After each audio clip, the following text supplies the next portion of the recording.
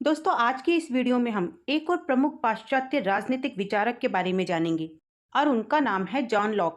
तो दोस्तों, आज की इस वीडियो में हम जॉन लॉक से रिलेटेड छोटे छोटे क्वेश्चंस को पढ़ेंगे। तो सबसे पहले तो हम ये जानेंगे कि उदारवाद की आत्मा जॉन लॉक को ही जाना जाता है। तो यहाँ पर आपका एक सिंपल सा छोटा सा क्वेश्चन बन गया कि उदारवाद की आत्मा किसे कहा जाता है। और अब इसका आंसर आप खुद दे सकते हैं कि जॉन लॉक को ही उदारवाद की आत्मा कहा जाता है। अब सेकंड नंबर पर क्वेश्चन आता है कि जॉन लॉक उदारवादी थे, इसके कोई दो कारण या दो तर्क दीजिए। तो जॉन लॉक उदारवादी थे, इसका पहला कारण था मानवीय विवेक में आस्था होने के कारण। दूसरा कारण था कि व्यक्ति के अधिकारों को अनुउल्लंघनीय मानने के कारण। थर्ड क्वेश्चन है लॉक के राजनीतिक दर्शन में कोई दो उदारवादी तत्व बताएं।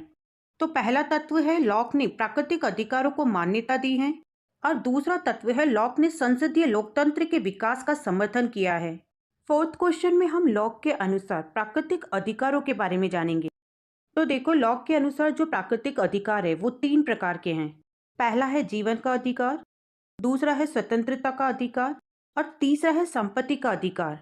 फिफ्थ नंबर के क्वेश्चन में हम बात करेंगे कि लॉक के चिंतन को प्रभावित करने वाली प्रमुख घटना कौन सी थी।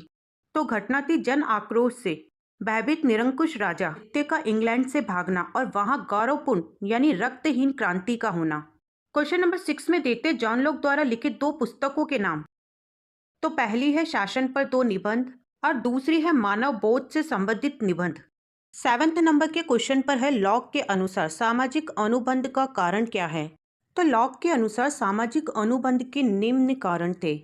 पहला है प्राकृतिक नियम स्पष्ट नहीं थे, दूसरा है निष्पक्ष निर्णय देने वाले न्यायाधीशों का अभाव था और तीसरा था प्राकृतिक नियमों या इन पर आधारित नियमों को लागू करने वाली शक्ति या संस्था का अभाव था। एट्थ नंबर का क्वेश्चन है कि व्यक्तिवाद का अग्रदूत किसे कहा जाता है। व्यक्तिवाद का अग्रदूत जॉन लॉक को कहा जाता है। नाइन्थ नंबर पर लॉक के अनुसार मानव स्वभाव के प्रमुख लक्षणों का उल्लेख कीजिए। तो लॉक ने मनुष्य को बुद्धिमान और विवेकशील प्राणी माना है, इसलिए लॉक के अनुसार मनुष्य में सहिष्णुता, प्रेम और दयालुता आदि के गुण भी विद्यमान होते हैं। टेंथ नंबर पर है लॉक के द्वारा वर्णित प्राकृतिक अवस्था की असुविधाएं क्या थी। पहली है प्राकृतिक कानूनों की अपर्याप्तता, दूसरी है कोई भी व्यक्ति अपने मामले में न्यायाधीश नहीं हो सकता और तीसरा है न्याय सफलतापूर्वक लागू नहीं हो सकता। 11वें नंबर पर है लॉक ने समझौते का प्रमुख कारण क्या प्रस्तुत किया है। तो लॉक ने कानून निर्माण, उनको लागू करने और न्याय करने की संस्थाओं के विकास के लिए समझौता आवश्यक बताया है। 12वें नंबर पर है लॉक के सामाजिक समझौते का स्वरूप कैसा था। तो देखो, लॉक ने दो समझौते किए, पहला व्यक्तियों और समाज के साथ और दूसरा समाज और सरकार के बीच। 13 नंबर पर है जॉन लॉक के सामाजिक समझौते की कोई दो विशेषताएं बताएं। तो पहली विशेषता है कि लॉक का जो समझौता था वो सामाजिक और राजनीतिक दोनों प्रकार का है और दूसरी विशेषता है कि ये सहमति पर आधारित है। 14 नंबर पर है लॉक ने किस प्रकार के राज्य का समर्थन किया है।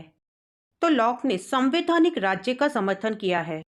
अब 15 नंबर पर है लॉक के दर्शन का सर्वाधिक शक्तिशाली तत्व कौन सा है। तो लॉक के दर्शन का सर्वाधिक शक्तिशाली तत्व उसकी व्यक्तिवादिता है।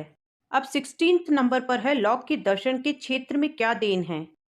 तो लॉक के दर्शन के क्षेत्र में पहली जो देन है वो है उपयोगितावाद की प्रेरणा और दूसरी देन है धार्मिक सहिष्णुता का प्रतिपादन। अब लास्ट में 17 नंबर पर लॉक के द्वारा प्रतिपादित राज्य की दो प्रमुख विशेषताएं बताएं।